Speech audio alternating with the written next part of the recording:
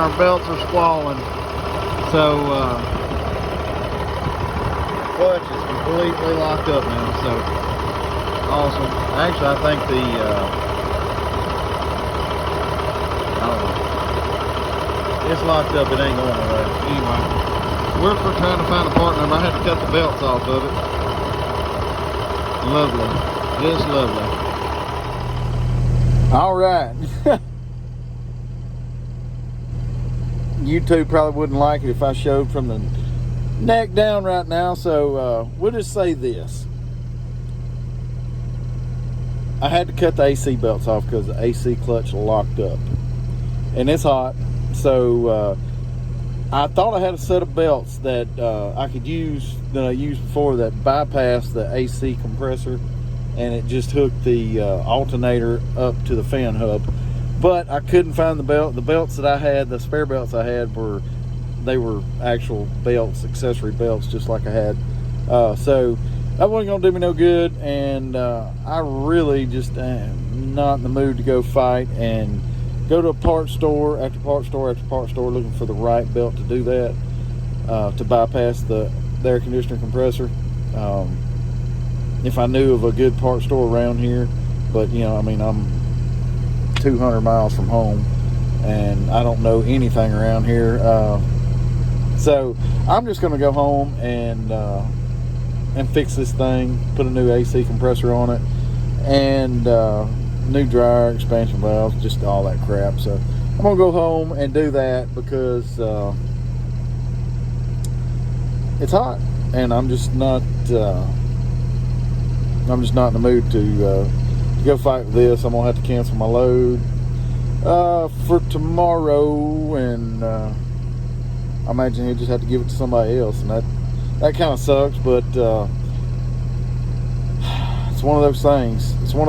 So we're heading to the house, gonna fix this AC, and I guess we'll leave out Sunday night for Monday morning delivery with it. So that's it, I guess. Yeah, that's it. No, I'm hot. Gotta go. All right, it's a beautiful, beautiful Sunday afternoon. We're riding north.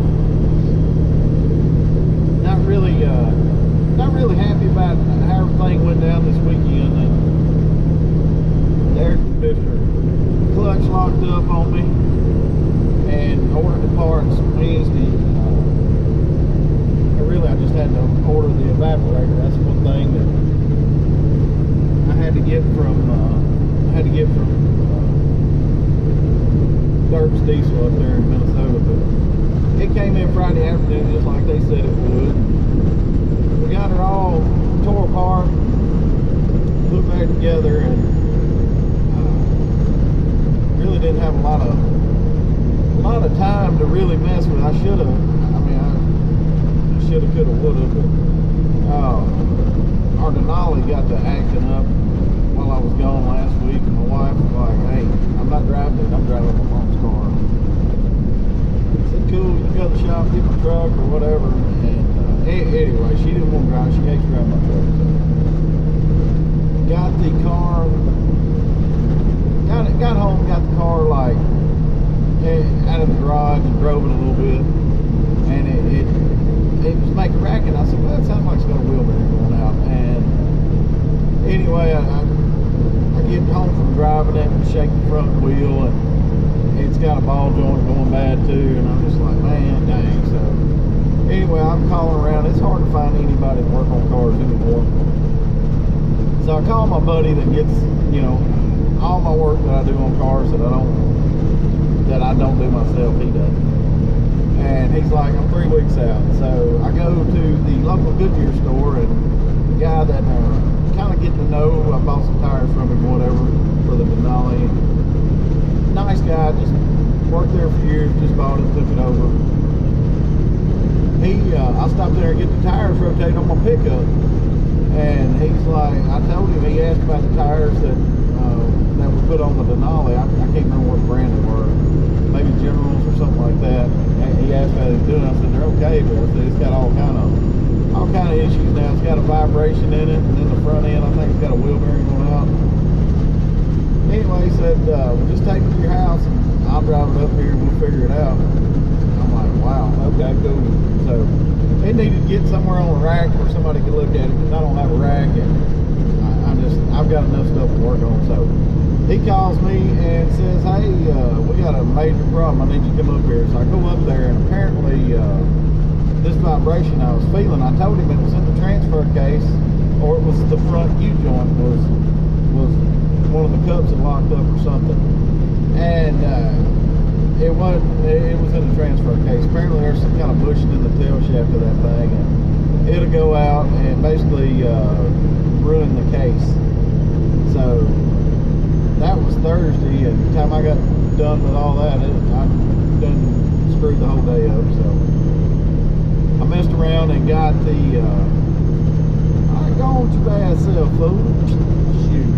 Alright, I got the Friday, I went to the shop, got the car hauler trailer, went back to the dealer, or the Goodyear place, and picked up the car, and you know, it's about, I had to drive 30 minutes to get the trailer, 30 minutes back, 30 minutes, well actually 45 minutes to the guy that I use for transmission work. He's one of the best around where I live, so, and he's about 2 to 3, he said it's going to take 2 to 3 weeks. He says he's going to have to work in between jobs. But all that put me behind, and ended up, I got all my parts from the local, I say local, it's 30 minutes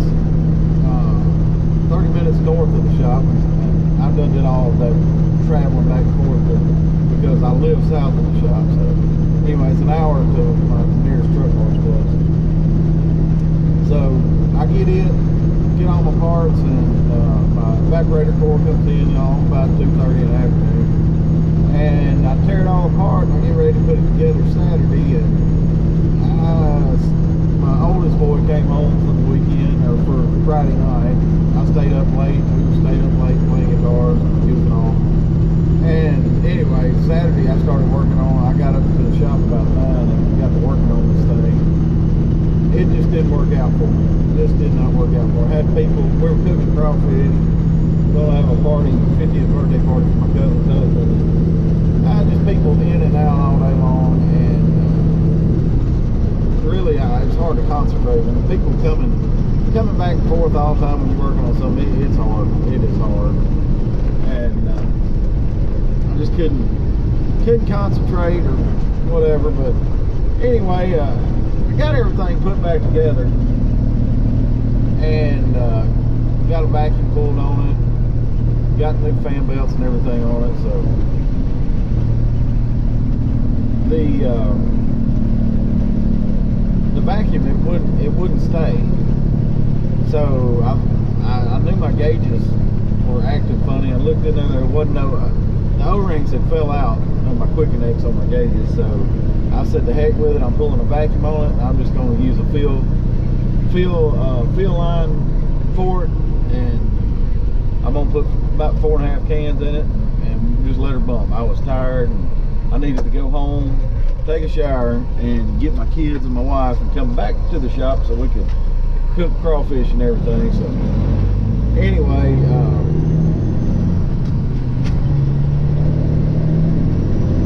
the evaporator, I heard this, I put a can in it, and I heard this hissing. I'm like, that ain't good. So got to messing around and seeing where I heard like a hissing coming from behind the evaporator cover. So I just like, I got a leak there or something. I went back to the other side on the firewall, and there wasn't any leaking coming from the expansion valve or the back side of it. I was like, man, that's just bad. So I just like shut the project down, went home, took a shower. But before I left today, I put a can in it just to see, and sure enough, I pulled the evaporator cover off, and it's leaking somewhere in the evaporator. So I don't know if it was a defective one, or the only thing I could have done that would have messed it up probably would stick the thermometer or the thermostat probe in there and punctured a tube or something. So I'm just going to order a new one, and I'm going to tell them what happened, and you know, I'm going to tell them, hey, if it's on me, I won't hear back from you. You won't hear back from me, but you know, if I think it's on you, I mean, I might have to call you back. And I'm never had any kind of issues, and I feel like, I mean, I trust the place good enough. I feel like it's my fault. So anyway, I'm gonna order a new one tomorrow, and it'll be here this weekend. I'm gonna have to ride without AC all week. But it's supposed to rain back home. It'll be cool up in Illinois where we're going, hopefully. And maybe it won't be too hot. It's supposed to rain Monday and Tuesday down here, so maybe I'll have I don't really want to get my truck filthy, but some rain to cool, keep it cool will be alright. That's how the weekend went. Just a bad deal, but it happens like that, man. When you're trucking and you work yourself, because I mean, let's face it, any air conditioner shop or anywhere around me that's worth a dang is 3 or 4 weeks behind right now. So ain't nothing I can do. Just learn how to work on this crap, because you ain't getting in shops right now. There just ain't enough shops down this way. My cousin was a really good mechanic. He died a few months ago, and just, I mean, he was like known as one of the best around. But there's just no kind of, there's a wait time everywhere right now. I mean, very few shops you can just get in, not unless you know somebody. So I can't be without my truck right now. So just going to ride without air conditioner and hope that we get it fixed this weekend. It wouldn't be the first time I've had to ride without air conditioner a week or two. I rode without it a couple of weeks last year. I kept having problems. I can't remember what the problem I had last year. I had lines that were, oh yeah, I had some lines that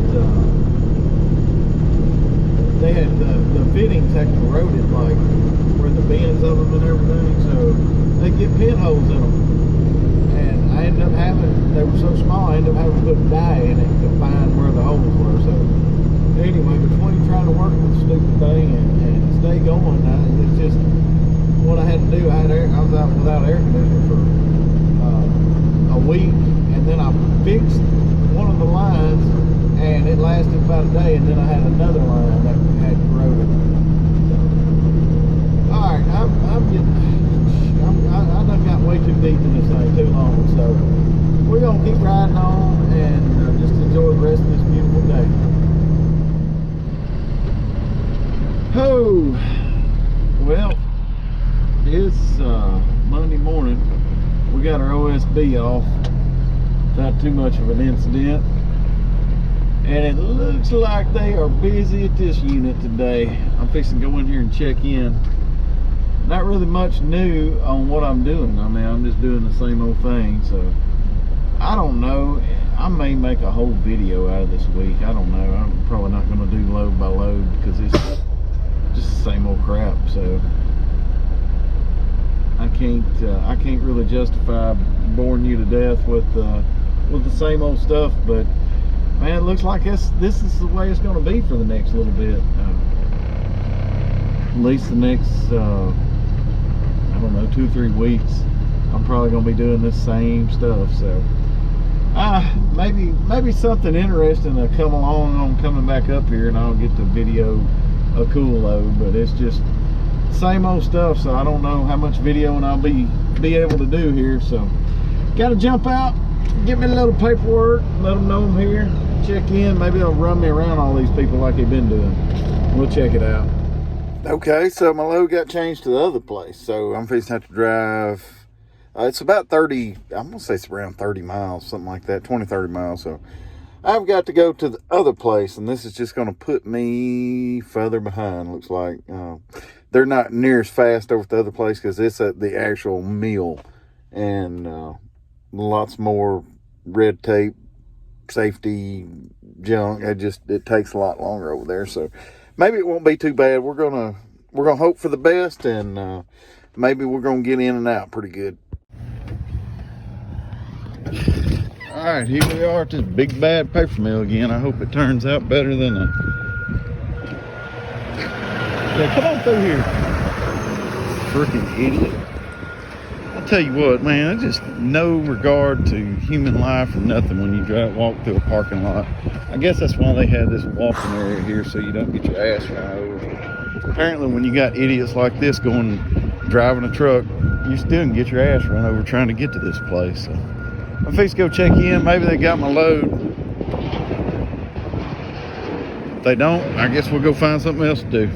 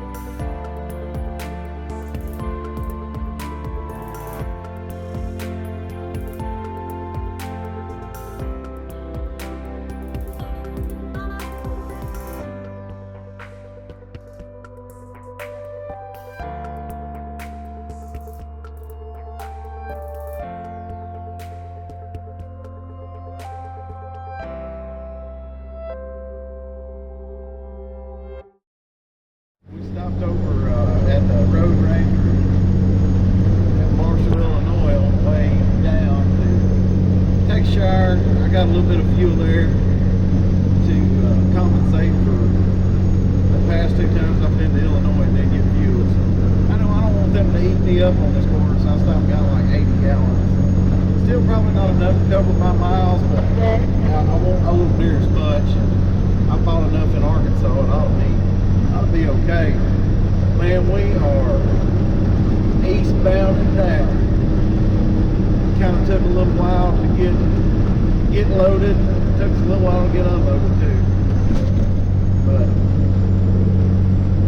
we are bucking one heck of a wind. There is a big storm system coming through. It's coming through like Arkansas, Oklahoma, Louisiana, and Texas right now. And it looks like we're going to hit it somewhere around when we cross into Missouri. But we are going to buck the wind, and we just got a long way to go in a short time to get there. I don't have Fred over here in the passenger seat, so we're going to have to keep ourselves company. Ain't nobody running the front door yet. Apparently I'm running everybody's front door. We are not really, this is not really going to be one of those deals where we get a lot of fuel mileage. Not that we ever get a lot of it anyway. With the wind, we're bucking here, and we're gonna run the speed limit all the way down there. So it's gonna be at least 70 miles an hour all the way. So this truck and this trailer, 70 miles an hour into the wind, not looking good, but we got to do what it takes to make the time to make sure we get loaded or get unloaded so we can get reloaded and get our load up here Wednesday and kick it off Thursday. And I don't know, I doubt. I'm gonna have to call and see if they got any appointments to load for Friday. I may possibly come back up here. I hate to come up here again, but I really want to go home after I make this second round. So we'll see how it works. I've got some stuff to do this weekend, so I really don't want to. I don't know. I really don't know how I want to work this yet. We'll work it out one way or another. I'd really like to give me a really short load to load right out of the place I unload Thursday, and then maybe carry it somewhere closer to home or Memphis or something like that, make extra $1,500, $2,000, something like that. Anyway, we're riding on, guys. I just wanted to give an update. We are riding down the road at a high rate of fuel consumption. I'm trying to conserve the best I can, but this front, man, this wind, it's a killer right now. It is a straight buck right now. So we're gonna buck it all night long and just do what we gotta do. It's gonna be days like this. Lord, if it rains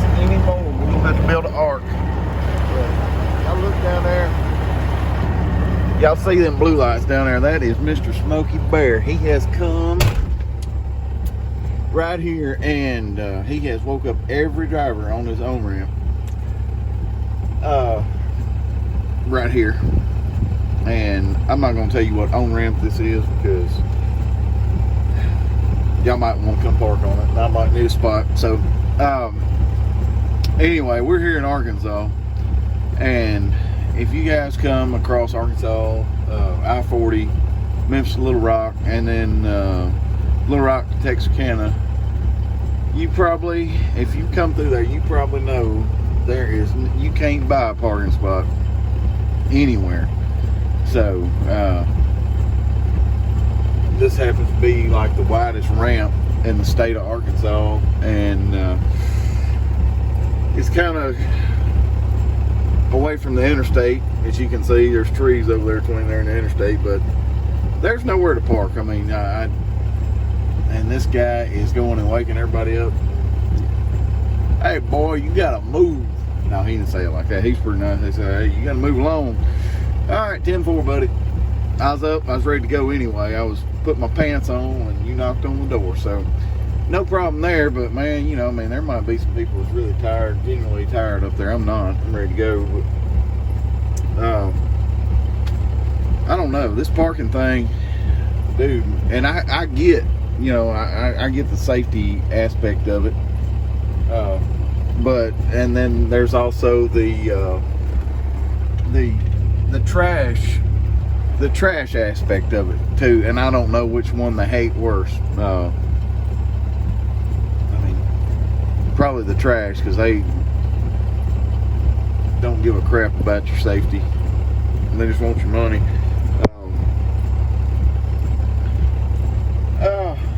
So anyway, we're woke up, we're ready to go.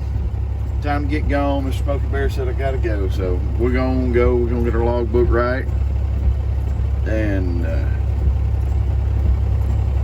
get ready to go. That's what we're gonna do. Let's ride on.